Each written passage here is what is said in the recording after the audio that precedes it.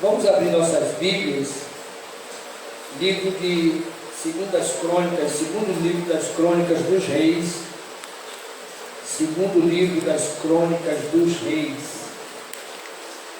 capítulo de número 7, glória a Deus, segundo livro das Crônicas dos Reis, capítulo de número 7, versículo de número 8 até o versículo de número 11, versículo de número 11 até o versículo de número 16. Glória a Deus.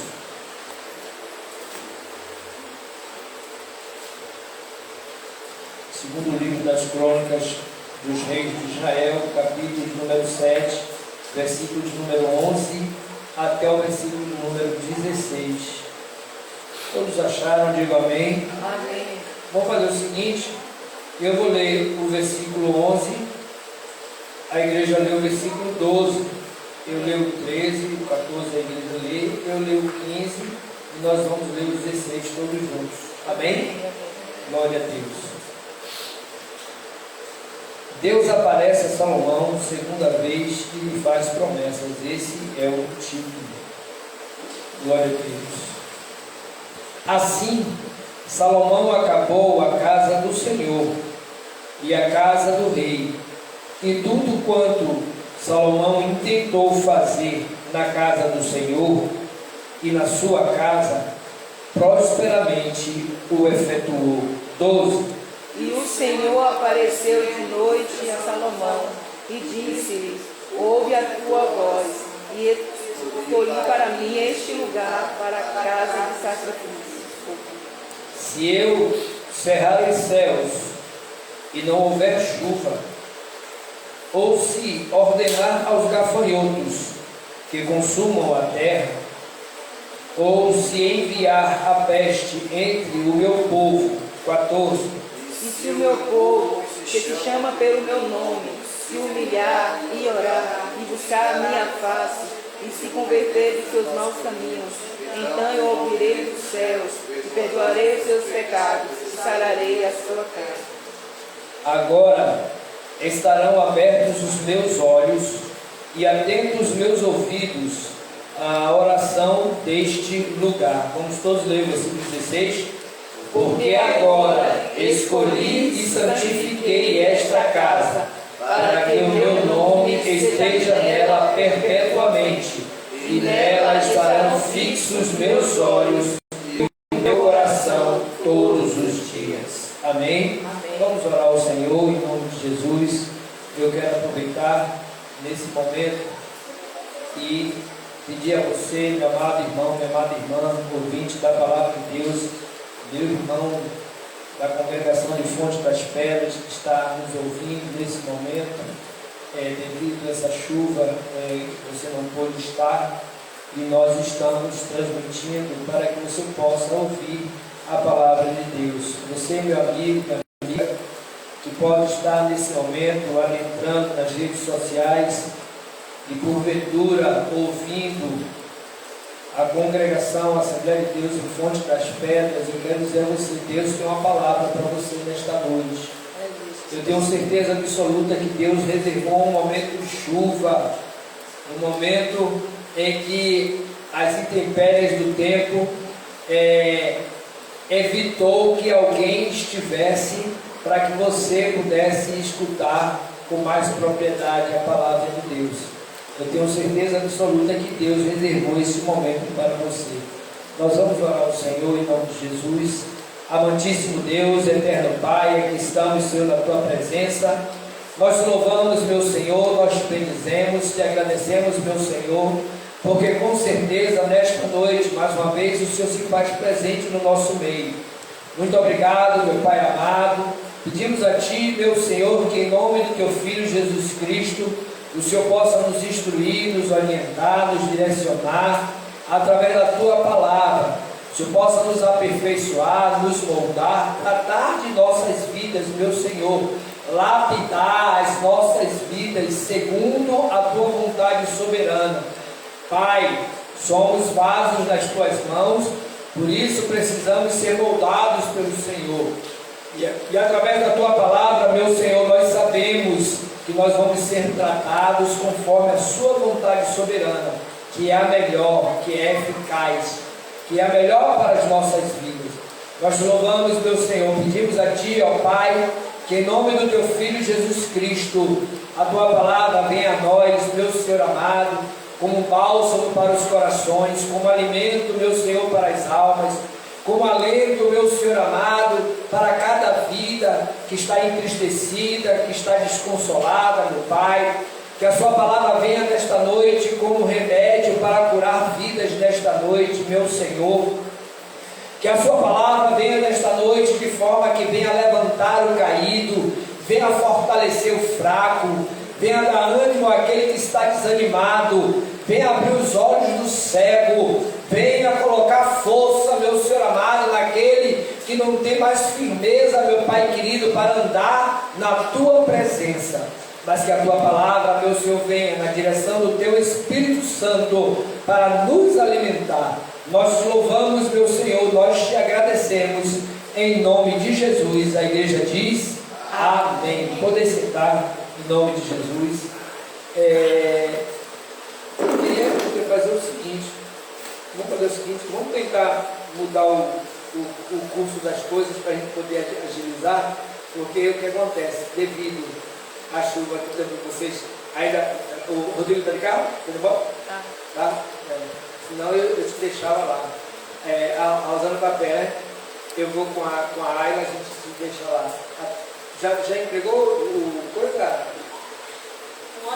O leite? Também? Tá lá em cima, tá? Então aí a gente aproveita já, tá? Não vamos nos demorar para poder não ficarmos a mercê de mais chuva em nome de Jesus. Mas nós queremos trazer aos irmãos a palavra de Deus. Antes vamos louvar para tirarmos os dízimos de oferta para a casa do Senhor. A gente fala o seguinte, vamos fazer o contrário. A Sofia quer louvar? Sim. É mesmo? Sim.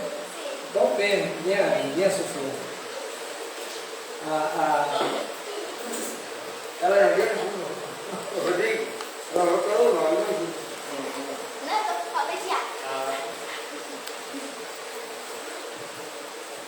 Saudamos a igreja com a paz, Senhor. Amém.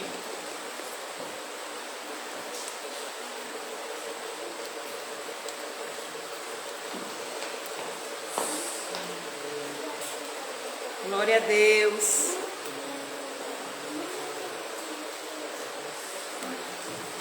Glória a Deus. Não importa onde você foi, não importa onde você foi.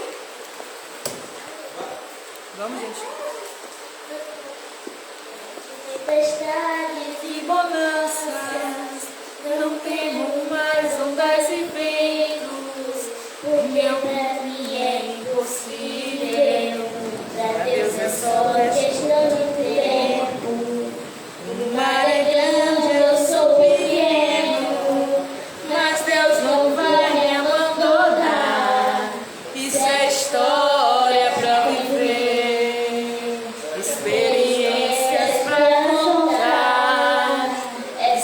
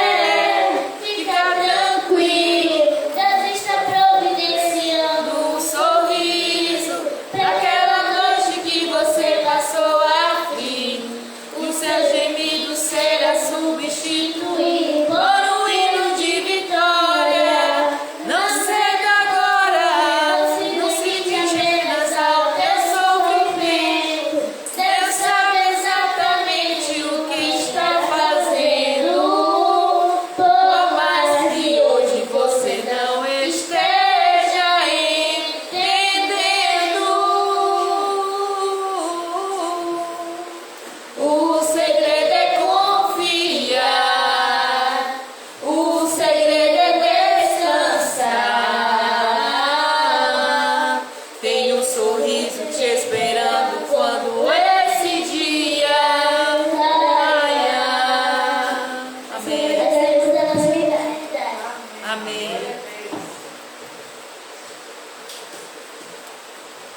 Eu vou ter a mensagem no grupo e não estava já. Você acredita? Agora eu queria evitar o cara chegar, se ligar para poder. Glória a Jesus. Aleluia. Meus amados, vamos aproveitar e, abrindo nossas Bíblias, a gente acompanhar a palavra de Deus. Eu louvo ao Senhor porque quando a gente vê o propósito de Deus na vida do homem de Deus, da mulher de Deus, quando Deus tem um propósito específico no qual Ele designa algo, Ele faz com que a vontade soberana dEle aconteça de certa forma que nós não podemos fugir da responsabilidade a qual o resultado da nossa entrega ao Senhor, o resultado da nossa apresentação ao Senhor, o resultado de nós aceitarmos o Senhor Jesus como Salvador, dentro do contexto do povo de Israel, o resultado de Abraão ter recebido da parte de Deus o chamado e o povo de Israel abraçar esta causa, tomar como propriedade as palavras do Senhor a Abraão. E o povo de Israel, ele seguiu por vários e vários anos dentro desse propósito, só que dentro de altos e baixos. E por custa disso, a gente consegue perceber que há uma certa dificuldade no contexto de perseverança, de resiliência, no contexto de firmeza, no contexto de continuidade dentro da responsabilidade a qual o povo se coloca para servir ao Senhor. E a gente consegue ver que nos últimos dias o que tem acontecido por muitas vezes é justamente isso. É a pessoa saber que ela tem um chamado da parte de Deus, a pessoa reconhecer ao Senhor Jesus como Senhor e Salvador de sua vida, a pessoa saber que o Espírito Santo de Deus é o Consolador, é o Ajudador, é o enviado do Pai por intermédio do pedido do Filho. Ele sabe de tudo isso, mas devido às circunstâncias, devido a algumas condições às quais ele passa, ele porventura ele vem a fraquejar, ele vem a abandonar a fé, ele vem a desistir da caminhada, ele vem a olhar a dificuldade como se fosse algo maior do que o poder do nosso Deus, quando na verdade o próprio Deus, ele mostra bem claramente para Abraão que não há nada demasiadamente impossível para ele. Então, quando a gente vê isso, a gente consegue perceber que em todo tempo o Senhor ele não negou as dificuldades que nós porventura poderíamos passar. Dentro do contexto do povo de Israel, o próprio Senhor falou a Abraão que o povo dele, esta nação, o qual ele estaria designando como povo de Deus, eles seriam peregrinos na terra. O Senhor Jesus Cristo fala para os discípulos bem claramente, para que não haja dúvida, que os discípulos seriam o quê? Afrontados, seriam humilhados, seriam perseguidos, seriam caluniados, por amor do nome santo do Senhor, e envergonhados. Alguns, no caso, a própria palavra mostra, fala sobre a perseguição que geraria a morte. E dentro desse contexto, estas afirmações, tanto no Novo Testamento para com a igreja, mostra bem claramente de que Deus não está escondendo a necessidade de nós. É interessante, muito interessante isso, de nós não esperarmos força simplesmente em nós, mas buscarmos a força que provém do Senhor. Não esperarmos capacidade simplesmente em nós, mas pedirmos ao Senhor capacidade para que nós possamos enfrentar as dificuldades, as lutas, as intempéries da vida, as perseguições, as afrontas, as calúnias. Não esperarmos em alguém, amigo, irmão, pai, tio, esposo, pastor, ninguém que venha tentar nos socorrer diante do poder do nosso grande Deus, que Ele é o que é o nosso guarda, Ele é o nosso protetor, Ele é o nosso ajudador, Ele é aquele que não nos deixa vacilar. Glória a Deus. E aí a gente consegue perceber que Salomão, devido às circunstâncias às quais ele, diante das bondades de Deus, da misericórdia de Deus, a qual permitiu que Salomão construísse o templo do Senhor e a casa do rei, Salomão é advertido pelo Senhor para que estivesse dentro do propósito soberano de Deus, independente do que viesse a acontecer diante do povo. E é interessante que o povo precisaria de uma coisa importantíssima, porque a partir do momento em que você tem condições de se estabelecer, a partir do momento em que você tem condições de se mostrar grande, a partir do momento em que você tem condições de se mostrar forte, a partir do momento que você tem condições de se mostrar diferente, numa condição melhor do que a dos outros, e de repente você saber que pode advir coisas que tirem todas essas condições. Aí, para que eu fiz tudo isso? Para que eu consegui fazer tudo isso, se porventura eu vou perder? Gente, quando a gente vê aquela situação de Jó, né? Alguém diz, para que você teve tudo isso? Para que você teve todos esses filhos? Para que você teve todos esses bens? Para que você teve todas essas riquezas? Para perder tudo? Você teve para perder? É isso? Ou você teria para desfrutar? Quando na verdade Deus propõe a gente lidar com situações adversas diante daquilo que Ele nos concede.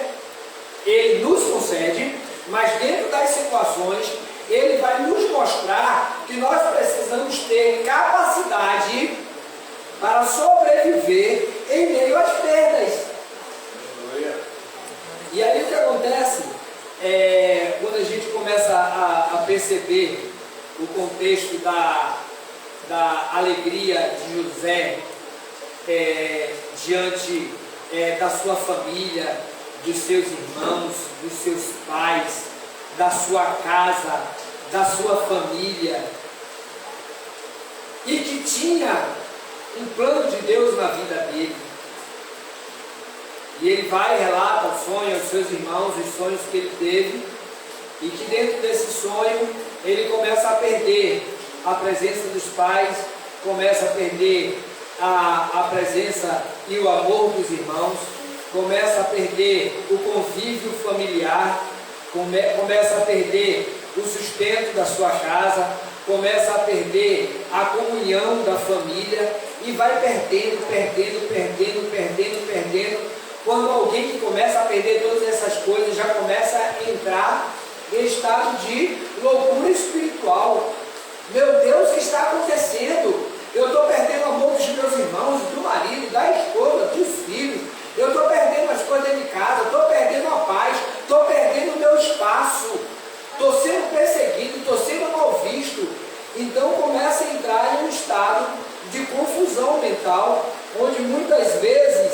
as pessoas não compreendem que nós precisamos, dentro de cada conceito de perda, dentro de cada conceito de carência, a gente compreender que existe um momento da perda, existe um momento da carência, existe um momento da necessidade, mas o tempo é de Deus.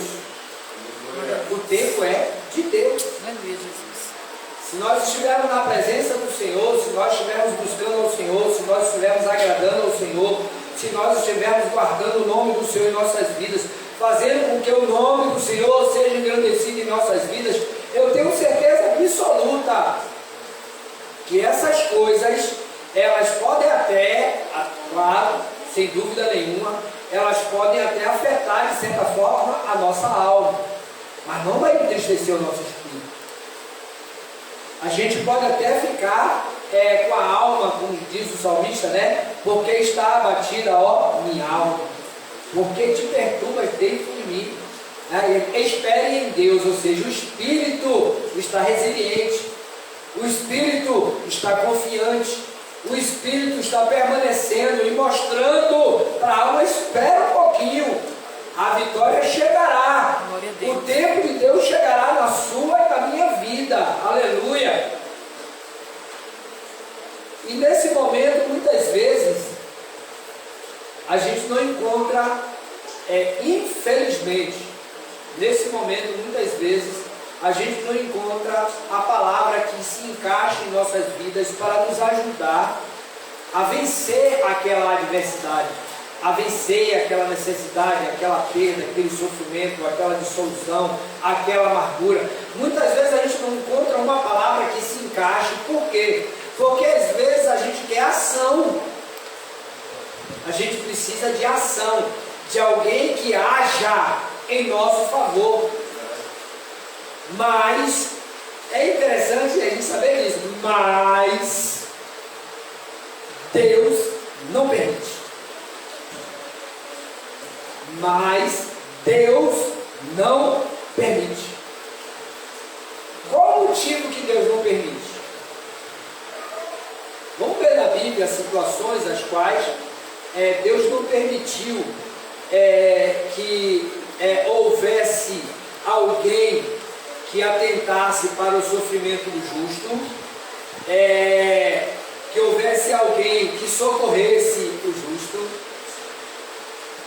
que houvesse alguém que pranteasse com o justo, que houvesse alguém que tirasse o justo daquele sofrimento. Quando a gente observa, as maravilhas de Deus são inúmeras, e dentro do contexto bíblico a gente vê um cárcere em que dois homens de Deus, eles não só não tinham socorro, mas eles tinham algo para acrescentar às suas prisões. Eles tinham algo para fortalecer as suas prisões. E quando a gente observa na questão do Paulo e do seu amigo, no qual a Bíblia diz que eles cantavam e oravam ao Senhor. Eles não esperavam em ninguém, porque sabia que Deus tinha cerrado as oportunidades. Às vezes a gente fica desesperado: será que não tem alguém? Será que se eu pegar alguém aqui na minha rede social, eu vou encontrar alguém que me socorra? Será que se eu buscar alguém na minha família, alguém vai me socorrer? Será que se eu procurar alguém no bairro, alguém próximo a gente, vai nos ajudar? Aí Deus fala assim: não vai, você vai ficar preso. Você vai ficar preso, porque o motivo de você estar aí é para que eu possa fazer um milagre. Aleluia. É para que eu possa mostrar que eu sou Deus na sua vida. Glória a Deus. Que não é o amigo que vai te salvar, mas o melhor amigo. Que ajuda não vem da horizontal, vem da vertical. que ajuda não vem de quem você vê, vem de quem você crê. Glória a Rabassuri, lá. Ajuda muitas vezes é esperada, é desejada, é almejada. E eu costumo até dizer assim, irmãos, tem certas horas que a gente faz isso desnecessariamente. Porque é como dizer assim, você está esperando o quê? Você está esperando quem? Você está esperando o quê? Quando a gente sabe que não vai solucionar. Tem coisas que a gente parece que está nos nossos olhos, vamos dizer assim, não adianta. É para você esperar, confiar, crer e ver acontecer. É interessante que podem as pessoas incrédulas, podem as pessoas chegar e dizer, não, mas aquilo que ocorreu foi uma coisa natural, foi um terremoto que poderia acontecer. Foi um terremoto que poderia acontecer. Foi, sim, poderia acontecer. Em qualquer lugar. Mas poderia acontecer abrindo as portas do cárcere?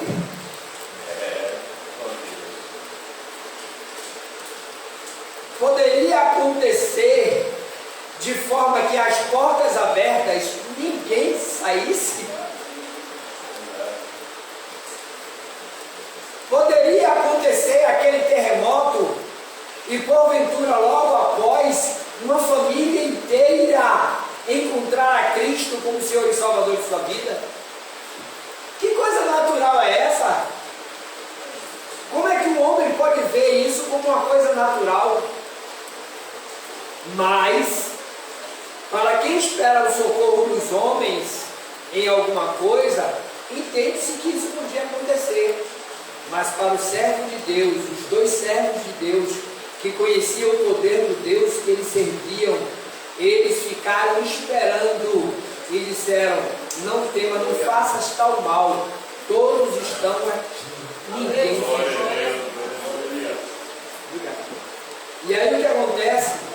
A gente consegue ver que a confiança que Paulo e Silas tinham no Senhor foi o suficiente para que os grilhões se quebrassem diante do terremoto, foi o suficiente para que ninguém fugisse, foi o suficiente para o carcereiro compreender que o Deus deles era o Senhor de todas as coisas e perguntar a Paulo e a Silas o que ele podia fazer para alcançar a salvação. Então significa que no momento da provação, no momento da tribulação, no momento da luta, Deus, Ele propõe a gente confiança nele.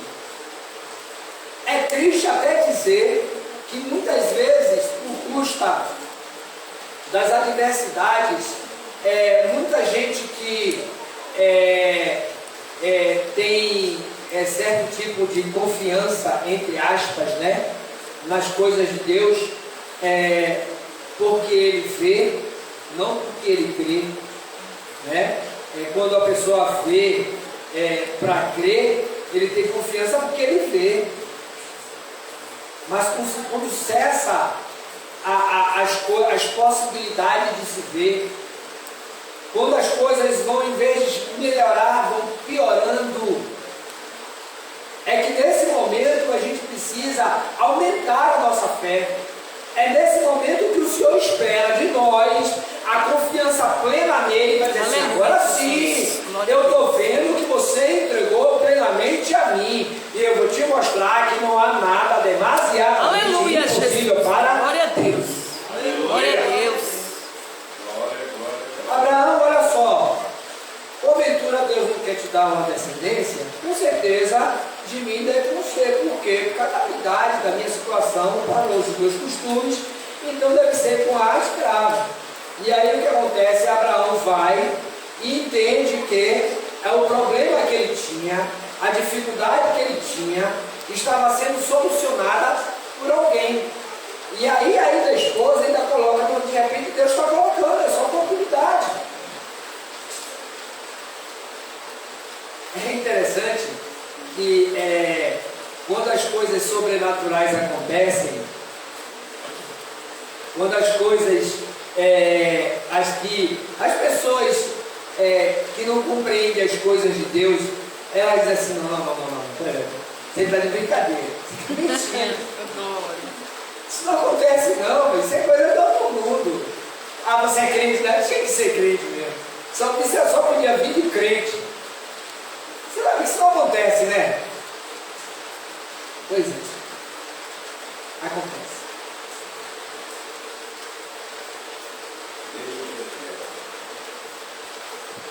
É tão bonito a gente ver quando as pessoas não acreditam e a gente vê acontecer, Deus diz assim, olha, eu sou Deus de sua vida, eu vou fazer acontecer. Para ele ver que eu sou Deus, que eu sou o Todo-Poderoso. Os 3 amigos de Jó, Glória a Deus. tirando Eliú, mas os outros 3 amigos de Jó, que duvidaram do poder de Deus na vida do homem de Deus, eu quero dizer a você nessa noite, que Deus não é simplesmente todo-poderoso por Ele ser. Ele é todo-poderoso porque Ele é Deus em nossas vidas. Então esse poder vem sobre nossas vidas. As pessoas não entendem isso. As pessoas não compreendem isso.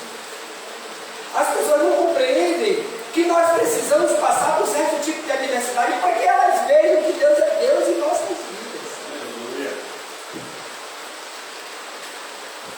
E Jó vai e ora pelos seus amigos.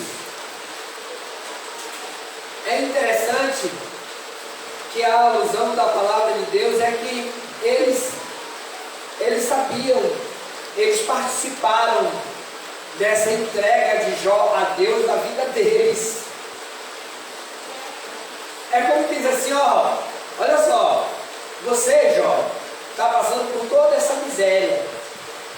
Mas você não pode orar por a gente, ó. Que bom. Isso é coisa de crente, né? Está passando a mão, você ainda vai orar por mim, que bom, obrigado, tá, crente? É verdade. Só que eles não imaginavam, eles não sonhavam. O homem comum não sonha, não imagina que essas coisas elas são dessa forma. A gente tem amor para com eles duvidando do poder de Deus em nossas vidas. A gente intercede por eles, a gente ama eles, a gente clama a Deus por eles. E aí o que acontece? A mão de Deus vem em nossas vidas para dizer assim, olha, tá vendo ali, ó? Do mesmo jeito que eu fiz com eles, eu vou fazer com vocês, se vocês acreditarem.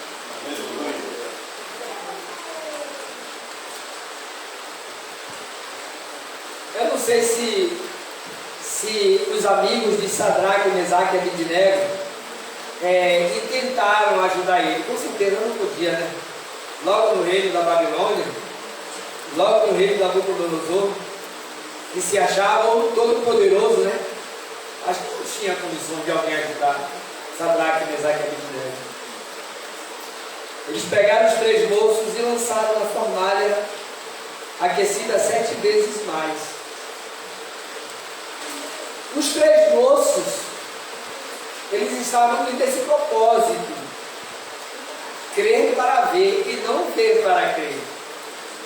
Olha aí, ó, não precisa nem conversar mais, sem problema, pode lançar a gente na fornalha, aquecida 7 vezes mais, não tem problema. É interessante que eles imaginavam assim, bom, a gente sabe que ninguém vai ajudar a gente sabe que ninguém vai socorrer a gente. Olha, a gente pode até morrer, certo? Mas o Senhor, Ele é conosco. A gente pode até ser jogado lá, mas o Senhor, Ele está em nossas vidas. Aí o rei vai e lança eles na fornalha. Eu não lancei 3, tem. Estou vendo 3, não, estou vendo 4. Aleluia. Glória a Deus. Quem foi que viu? Quem lançou? Quem foi que viu? Quem determinou? Quem foi que viu? Quem duvidou do poder de Deus na vida deles? Quem foi que viu? Quem achou que eles não eram nada? Quem foi que viu? Quem viu eles como fracos? Porque as pessoas que veem a gente como nada, como fracos, como sem poder, como sem capacidade, e que se acham alguma coisa, e que vê diante do nosso sofrimento alguma coisa, está dizendo assim, está vendo que você ainda é crente, você ainda acredita, você ainda confia, e você ainda espera. Eu vou te lançar lá, eu quero ver você esperar. Aleluia!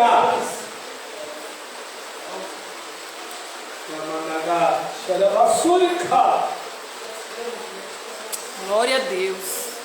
Lança eles e vê que eles não sofreram dano nenhum. Aleluia, Jesus.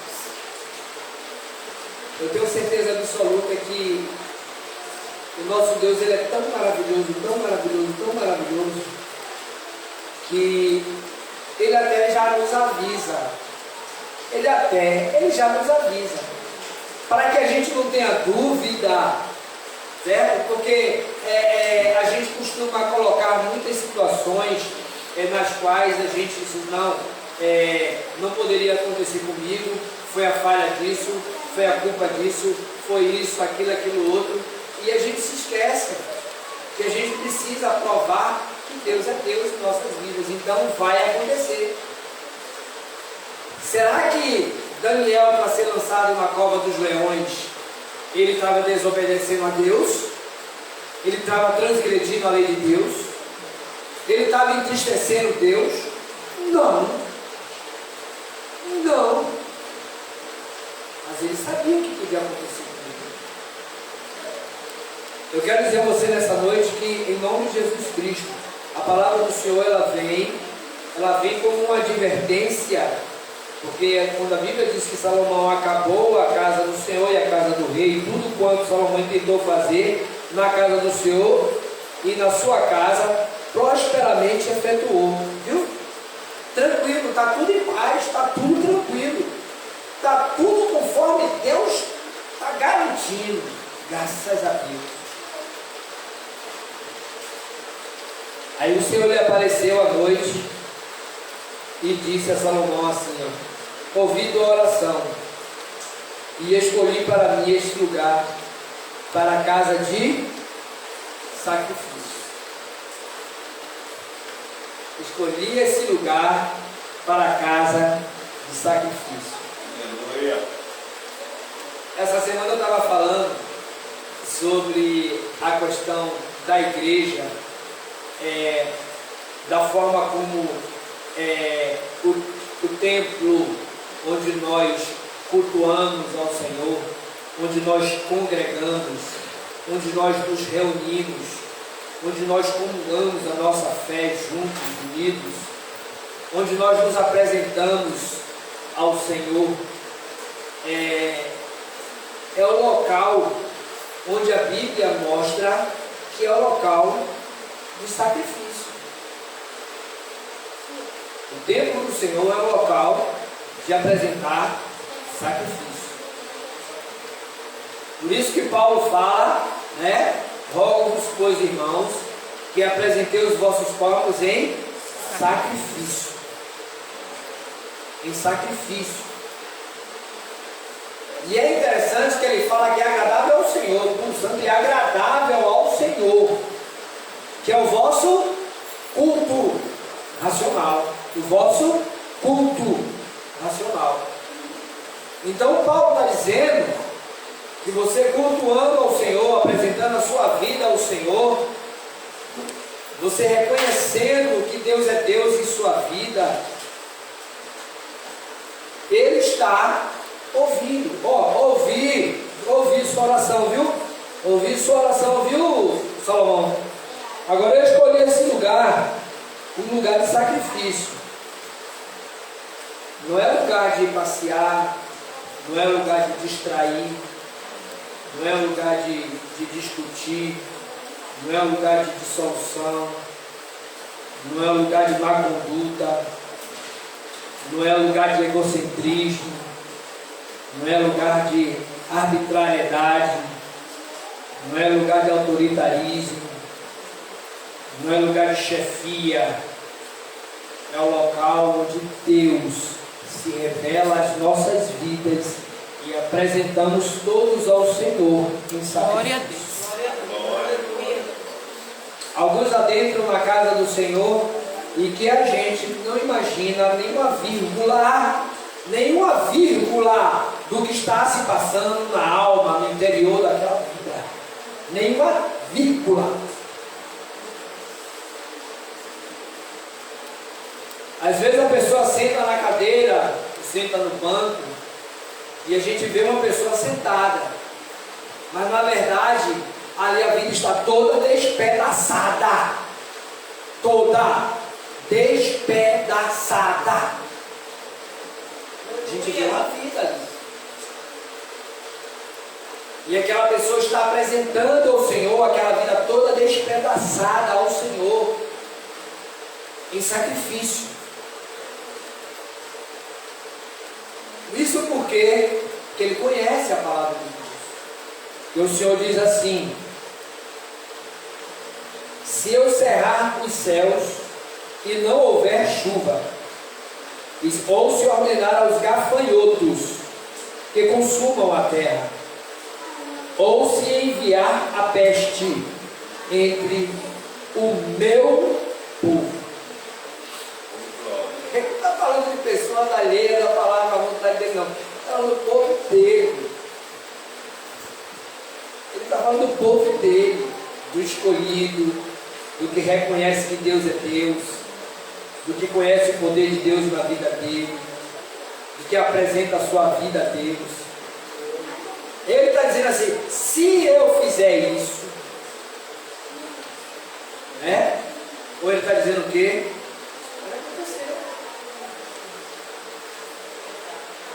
E na verdade, quando ele está falando aqui, esse se, não é que ele está falando que também que pode. É interessante isso, tá? Ele não está dando aqui uma conjectura, né? Ele não está dizendo que talvez não aconteça, né? Se acontecer, se eu fizer, eu posso até não fazer, não. Na sequência a gente vai ver que ele está afirmando. Na sequência a gente vai ver que ele está afirmando. Ele não está dizendo que pode, ele está afirmando.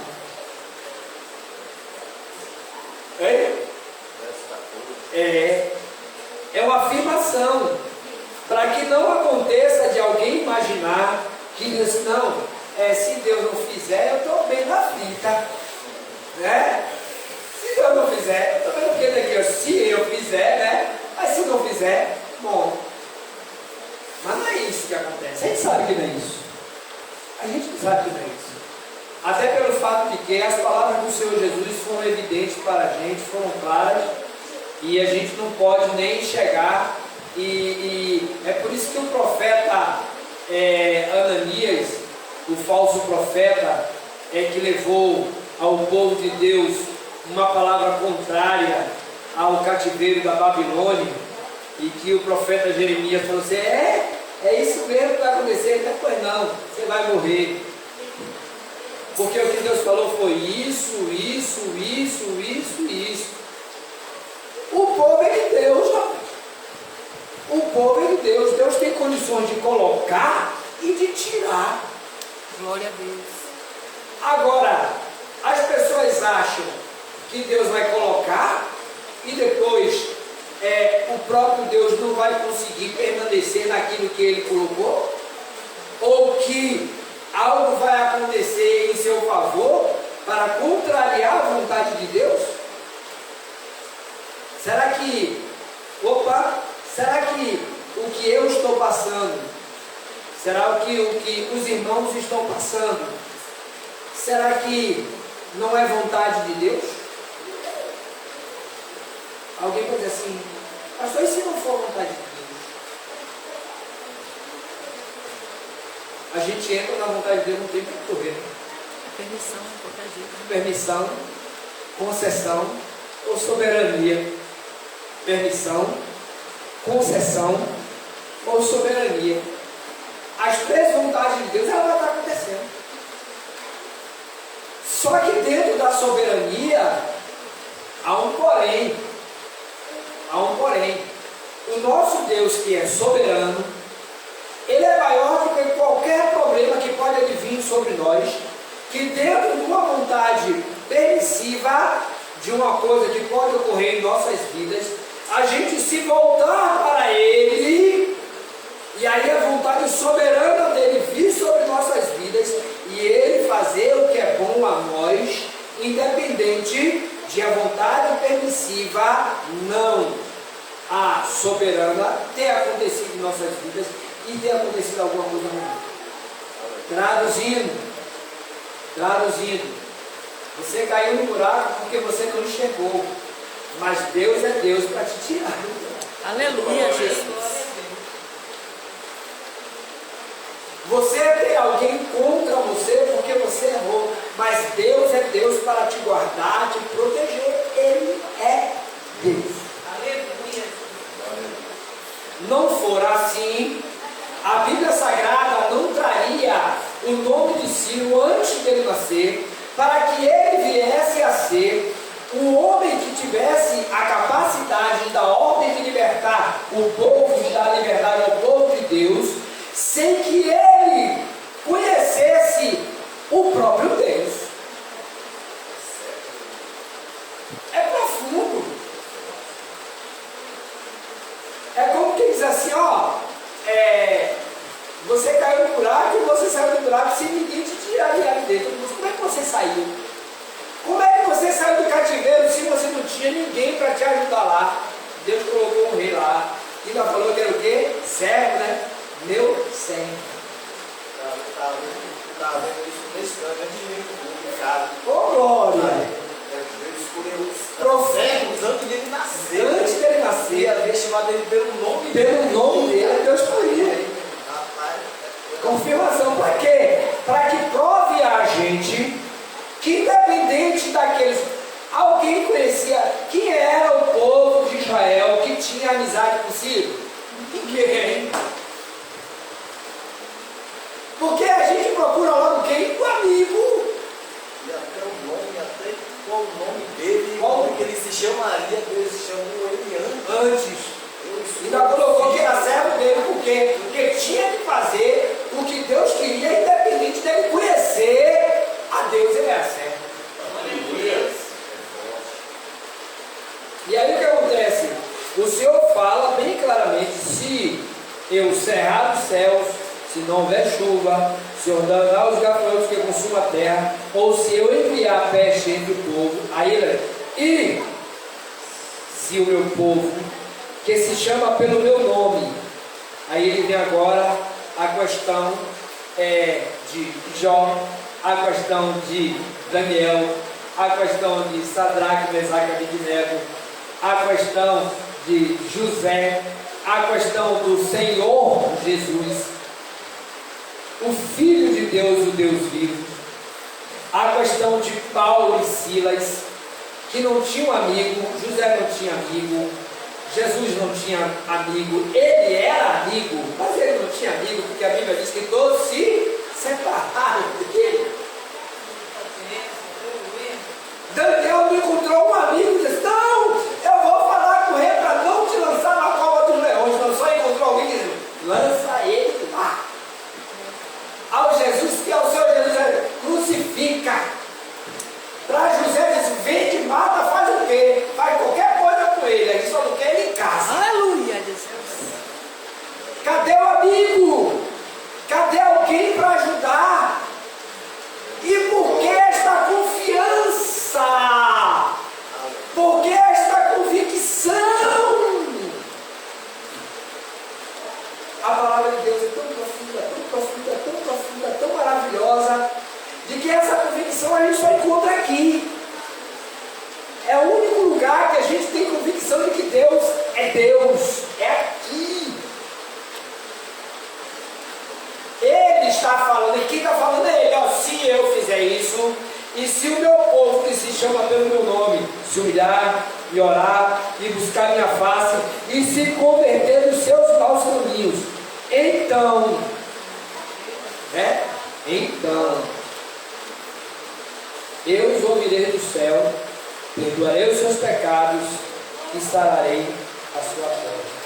Duas coisas importantes a gente vai ver aqui, logo de cara, que quando ele fala então, significa que esse povo que se chama pelo nome vai entrar nesse prospecto aqui, nessa cultura aqui, tá? Então vai acontecer, aconteceu naquela época, ainda vai acontecer, e com o povo de Deus, com o servo de Deus, com a serva de Deus, acontece. E então, quando o servo de Deus dobra os joelhos, busca, se humilha, confessa, se arrepende dos maus, e aí o que acontece? Ele ouve dos céus. Aí ele fala assim: perdoarei os seus pecados. Irmãos, a Bíblia fala bem claramente que quando o Senhor Jesus vier, Ele é o puro, Ele é o santo, Ele é o perfeito. Quando Ele vier perfeito. Tudo que é corruptível se revestirá de incorruptibilidade. Ou seja, nós não podemos de forma nenhuma alegar santidade de forma que não venha aceitar que aconteça alguma coisa sobre nossas vidas.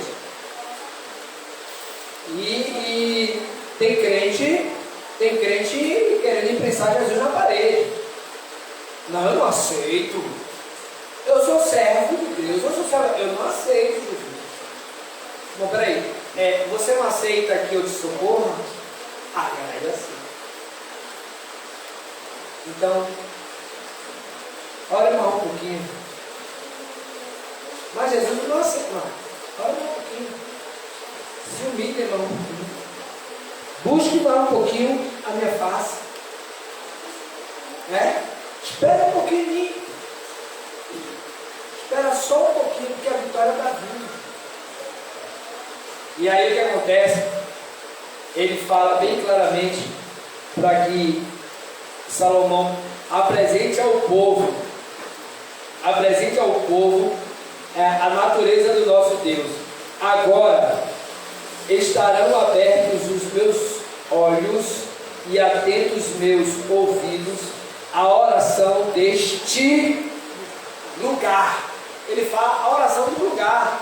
Lugar não ora. Lugar não ora. A oração deste lugar. Por que ele está falando isso? Agora a gente vai trazer agora um contexto que a gente vai procurar entender.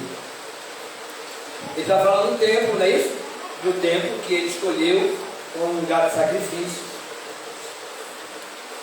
E nós compreendemos que Daniel, quando orou, Daniel não estava no templo. Daniel estava onde? Lá no reino da Babilônia. Não estava nem na Babilônia, estava na Pérsia, né?